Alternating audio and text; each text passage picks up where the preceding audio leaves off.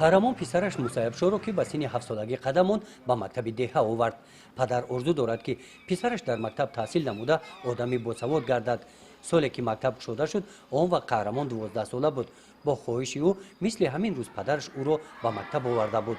ба мақсаде ки овардем мактабда дохил кардем, биомӯза, ҳарф биомӯза, бо адаб бишава. ина ҳозир ҳамаи ҷо меравӣ, ба ҳарфҳои калон калон навиштагай. савод ки боша мехони, аму куҷо меравӣ, чӣ кор мекунӣ. бесавод ки боша ҳамҷа мемонӣ, дигар мепурсӣ мардума. савод чизи хуба. ина мо 2006 ина мактаба бунёд кардам, дохил шудем, хондем 4 сол, шукронаи худози мехонем, саводи англисишам мехонем, тоҷикишам, русишам. ина мебурем, а ҳеҷ ка намепурсем, худмон мехонем, савод дорем, шукронаи худо, беҳтарин чиз аст савод. дар деҳаи полвонобод ҷамоати деҳотӣ ба номи мирзалӣ вайс финоияи возе ки сокинонаш лӯлиҳо мебошанд, ин мактаб соли 2006 кушода шуд. хонандагонаш кӯдакони ҳамин деҳа ҳастанд. дар соли 2006 ташкил ёфта буд. мо ҳамон сол ҳаминҷо омадем ба кор. ҳаминҷо моро қабул карданд, мо ташкил кардем. ҳамин талабора ҳамаша ай 7 сола то 12 соларо қабул кардем. вақте ки як хеле бузбалаи калон шуд, боша ҷавоб додем, дигар то синфи 4 хондан тамом кардам. рафторшон хуб буд, омаданшон хуб буд, прогул кам буд. намекардам, ба ҳавас ба ин мактаба меомадам. баъд хаб буд кардам, ёра ҷавоб додем, рафтам 2010. бо ай соли дигар бо ташкил кардем. давраи мода 4 сол буд. нози шароито хуб шудага, иншоалло то синфи 9 шудага. бо бихонам, савод биомӯза, ина мактабо, ина район биравам, далши шабоҷа бихонам. бо мешавам, духтур мешавам, маълим кишидан, бо ҳамҷа кор мекунам. ба фоидаи худшон. соли 2017 мактаби ибтидоӣ ба мактаби асосии таълими 9 сола табдил ёфт. барои мусайябшо ва ҳамсолонаш дар самти таҳсил имкониятҳои бештар муҳайё гардид. мехоҳам хонда духтур шавам. ҳавас доштум ки ман саводам хуб буд нисбат ба дигар талабо. мехостум бихонам ки ин калонтаро дигар иҷозат надодам ки бихонам. пишаймонам. калонтаро мегӯянд нахонам хуб, мода гашт кунам. мехонам чӣ кор мекунам? то ҳозир намегӯяд яхелиш. ки хонда чӣ кор мекунам? бихонам, мегӯям халташ дар сари гарданшай. дар ин муассиса 16 нафар омӯзгорон кор мекунанд. латофат раҳмонова муаллимаи синфҳои ибтидоӣ аст. ҳамин талаба қати кор кунӣ фаҳмиши соз мешавад. ман мисол озира фақат бишини бихезам тарияи ози мода рафтест, вале мо ҳарфода омадагӣ нестем. фақат шиштан хестан мисол ҳамин ба тарбият кардестем да. ози мо ҳам хел мубориза будестем ки шиштан хестан ҳам тарира мисол чӣ кунад. комиш ки фаҳмиши хуб дора дар ин мактаб дарс тайёр мекунанд, мехонанд. не ки дар хона суст тайёр мекунанд, дар хона тайёр намекунанд. агар дар хона тайёр кунанд, ҳамин хай наздан фаҳмиши хуб доранд. якелиш дар соли таҳсили 2019 дар мактаб дар 5 синфхона 190 нафар хонандагон ба таҳсил фаро гирифта шуданд. синфхонаҳо кушоду барҳаво мебошанд.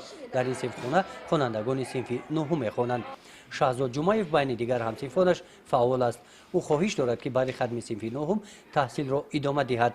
мақсад дорад ки муаллими фанни забон ва адабиёт шуда омада дар мактаби деҳа кор кунад. аз ҳозир шеърҳои зиёд аз ёд намудааст. мо наметонистем, на маълима омадам, мода савод ёд додам, роҳи дуруст авардам. барои маълим шудам мехоҳам. монанди деҳаи полвонобод дар ноҳияи восе дар деҳаи тугарак ҷамоати деҳоти тугарак ҳам лӯлиҳо зиндагӣ доранд. мутаассифона дар ин ҷо муносибати ин майда миллат ба мактаб дигар хел мебошад. дар паҳлӯи ҳамин деҳа мактаб воқеъ аст. шерхон бобохонов мегӯяд ки солҳои шӯравӣ лӯлиҳо дар мактаби деҳа ҳамроҳи тоҷикон омада таҳсил мекарданд. имрӯз бошад онҳо дар мактаб таҳсил карда намехоҳанд. ба муроҷиати муаллимон нигоҳ накарда онҳо ба мактаб намеоянд. ҳамин сол бо ташаббуси маъмурияти мактаб якчанд муаллиму муаллимаҳо ба хонаи ҳамон лӯлиҳо рафтанд.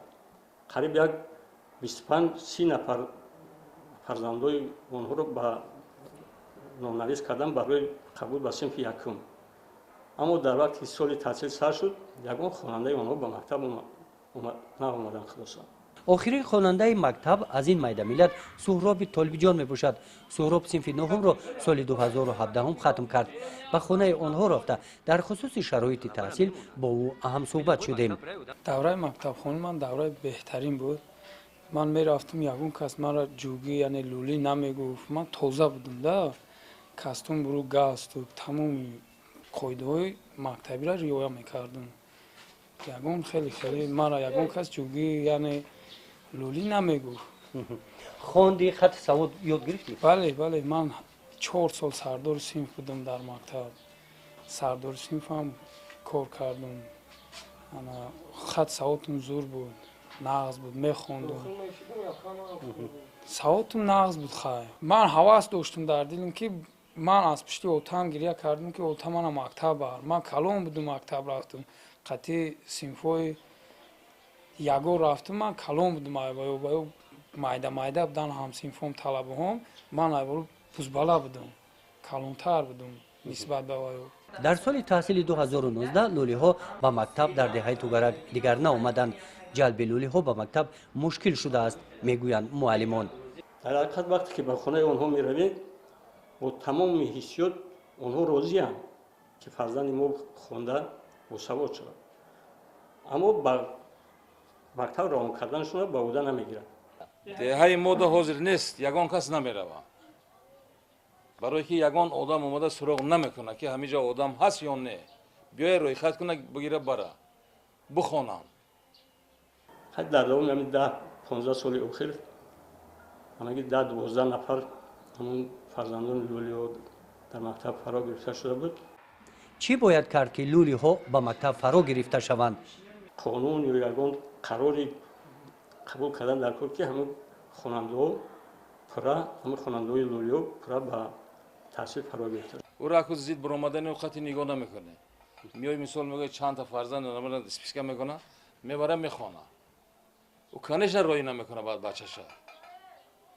мисол барои 1 сом 2 соми мактаб мо биро бихона, ҳатман хонданаш дар кор. ва ё мегӯям ки мо шароити надорем ки ҳамин хонандора дар мактаб бихонанд. мо ҳам шароит надорем. аз ҳисоби попушӣ, аз ҳисоби пишокашонай мегӯянд наметавонем. мо ҳай дасти маъмуриятам ҳамихел зора таваллуқ кардем, рафтем бурдем, намояндорам ягон чора надиданд. намехоҳам мегӯянд дарс хондан. ва ин да бояд ман дохил мешудам, маблағ нарасида, камӣ кард, барои ҳамин нарафтам. ҳавас доштам ки ман саводам хуб буд нисбат ба дигар талабаҳо. мехостам бихонам ки ам калонтаро дигар иҷозат надоданд ки бихонам. не яки дигар такрор намешавад. иншолло ман кӯшиш мекунам ки бачаам бихонад. ёрдамаш мекунам ки бирава як ҷои дигар дал шиша бихонад. маълима духтура як чӣ мешавад барои фоидаи худмон. қаҳрамони гузориши мо қаҳрамон то синфи 4 дар мактаб хондааст. барои минбаъд идома додани таҳсил он вақт падараш сари роҳаш гашт. ӯ аз ин афсӯс мехӯрад. акнун кӯшиш менамояд ки писараш хонаду босавод шуда дорои маълумоти олӣ шуда кор кунад ва ба оила ва ҷомеа манфиаташ расад.